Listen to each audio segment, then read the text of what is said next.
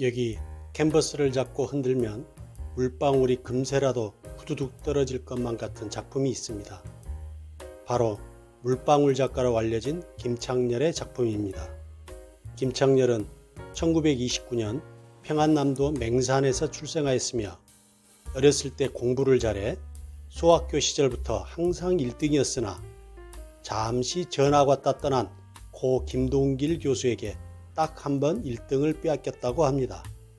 어렸을 때부터 그림을 좋아했으나 아버지의 반대가 컸다고 하며 한국전쟁 직전 집안의 권유로 17세 나이에 홀로 38선을 넘어 남한으로 탈출하였으며 이후 기적적으로 아버지를 만나게 되었는데 죽을 고생을 한 아들이 안쓰러워 이후로는 그림 공부하는 것을 반대하지 않았다고 합니다.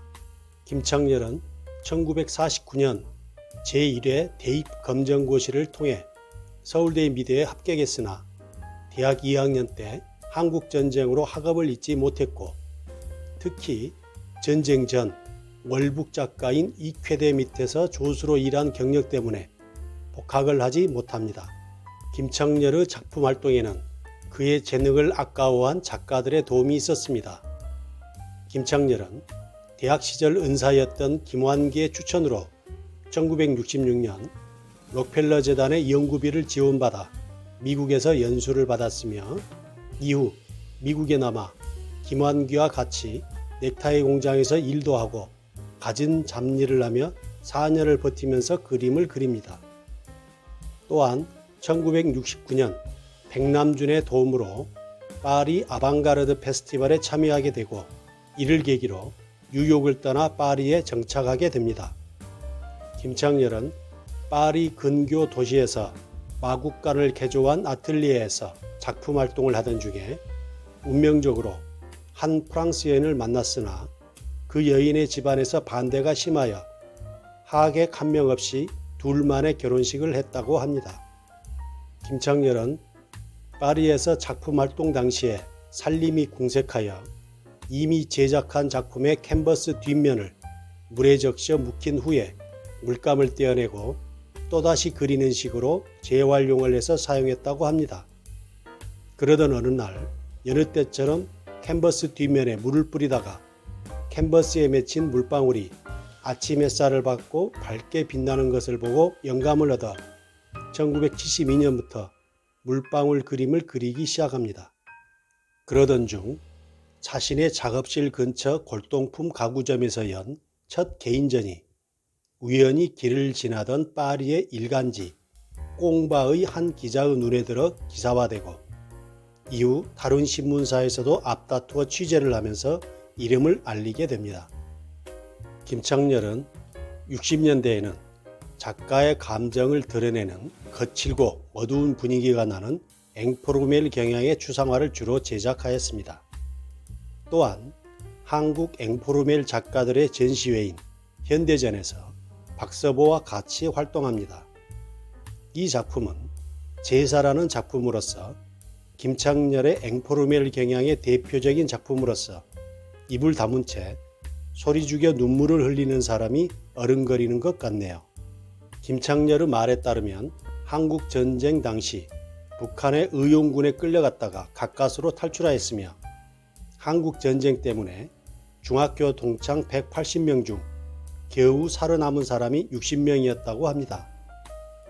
김창렬이 이 작품 제사를 그릴 때는 전쟁 중에 목격했던 총알 맞은 살갗의 구멍을 생각했다고 합니다.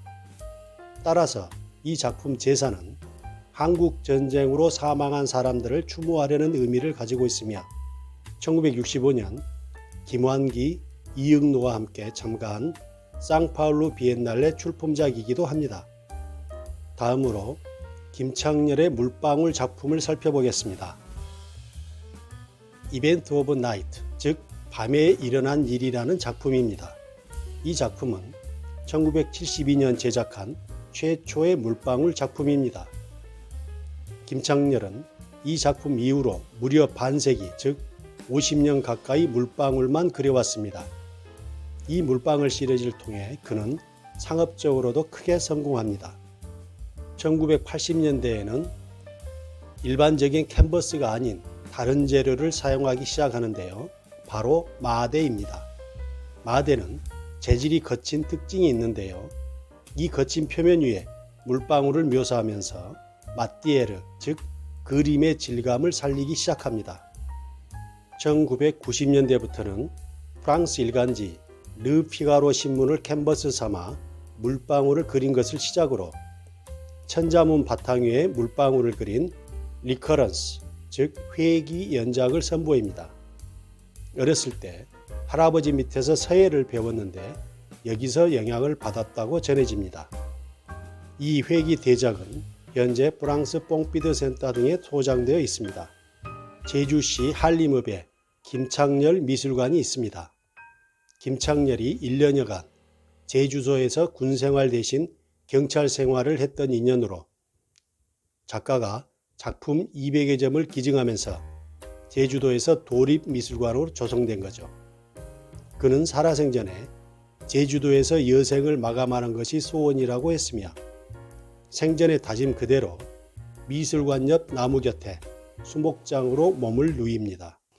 김창렬 당시에 많은 국민이 그랬던 것처럼 그도 우리 현대사의 질곡을 온몸으로 받아들여야만 했습니다.